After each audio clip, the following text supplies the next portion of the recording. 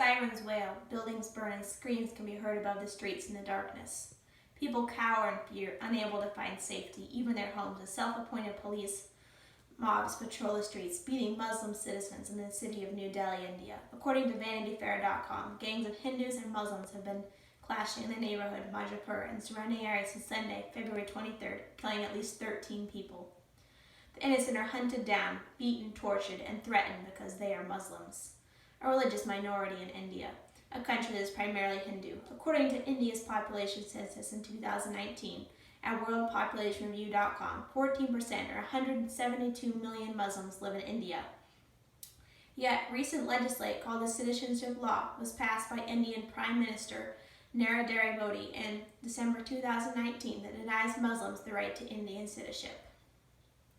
In our march towards global culture, should people be respected and protected for their religious beliefs by their governments? Is religious freedom a human right or a holdout for extremist behavior? Let's put this to the four-way rotary test. Would you consider with me for a moment, in light of the recent documentations of religious violence around the world where religious freedom is recognized and protected as a basic human right, as people around the globe are using religious freedom as justification for heresies that all people have the right to religious freedom and protection from their government. Some have suggested that elimination of religion would provide a solution that governments do not have the responsibility to protect their citizens on the grounds of religious freedom or beliefs. As we seek for peaceful global relations, is that the truth? Should governments be allowed to deny protection to certain citizens because they are a religious minority? Dr. Cliff King, the C.S. Lewis Professor of Religious Studies at Westminster College, cites as proof numerously religiously inspired events that have made a positive impact throughout history, and he states as a fact that without religion, our world could not and would not be saved. Religion has been the backbone for countless humanitarian acts, from feeding starving children to providing health care, disaster relief, and education, to building homes for others and providing refugee and protection for those in need. Mother Teresa, the Dalai Lama, the Catholic Church, St. Jude's Hospital, Habitat for Humanity, the Salvation Army, Samaritan's Purse, the YMCA, the Red Cross, and many other unnamed organizations have saved lives, offer education, hope, medical support, and healing around the world. Religion provides a moral foundation from which springs compassion, understanding, forgiveness, purpose, faith, and hope for people to cope with difficulties of life. Without religion, all would be lost. Is it the truth? Would the world really be better off without religion? It is apparent from evidence that, in fact, no, it is not the truth that the world would be better off without religion. Is it fair to all involved? The nonprofit Christian organization Defense Open Doors publishes a list of every year 50 countries around the world. That is roughly 25% of countries in the world where people are persecuted for their religious beliefs. North Korea is number one on the watch list for 2020. Open Door estimates there are around 300,000 Christians in North Korea who have to hide their faith and meet extreme secrecy. There, they have no religious freedom. They live under constant threat of discovery, punishment, and even death for their belief. And over 50,000 of those Christians are in prison in labor camps, detention centers, and remote regions. Is it fair to all concerned?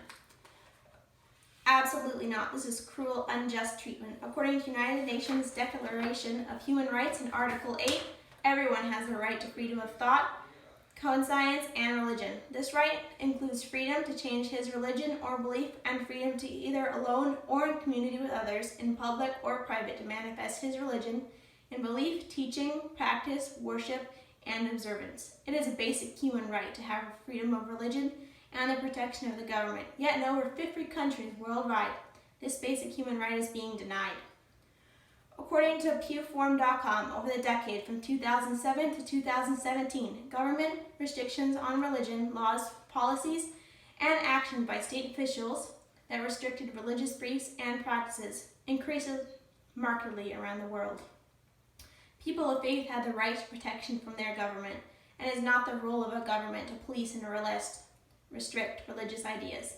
Every person in the world has the right to freedom to hold his or her own individual religions, but this right is not protected in countries like China, Iran, North Korea, Sudan, Saudi Arabia, Turkey, Kuwait, and Syria. Will it build goodwill and better friendships? Have any of you ever really wondered what does it mean to have the right to religious freedom?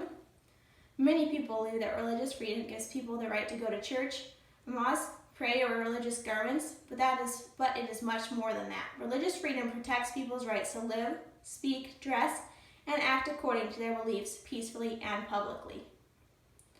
Religious freedom benefits everyone. It treats all people equally and respectfully: Christians, Jews, Muslims, Hindus, agnostics, and atheists. Religious freedom honors diversity and recognizes value in it, so people with different faiths, worldviews, and beliefs can live together in peace without fear of punishment or even death from their government. Freedom of religion and the protection of basic human rights is the foundation for building goodwill and better friendships worldwide. Will it be beneficial to all concerned? The responsibility to protect, known as R2P, is an international norm that seeks to ensure that the international community never again fails to halt the mass atrocity, crimes of genocide, war crimes, ethnic cleansing, and crimes against humanity. It was unanimously adopted in 2005 at the UN World Summit, the largest gathering of heads of state and government in history. It is beneficial to all to protect and honor the basic human right to religious freedom. In that religion has the power to unify, motivate, inspire compassion, justice, and make an immersively positive contribution to the world. The crime here is not religious grief, but the abandonment of religious people in vulnerable areas and that are being betrayed by the government. People of minority faiths in threatened countries have the right to respect and protection. It is our moral and social obligation to ensure that all people around the world are granted this basic human right. Thank you.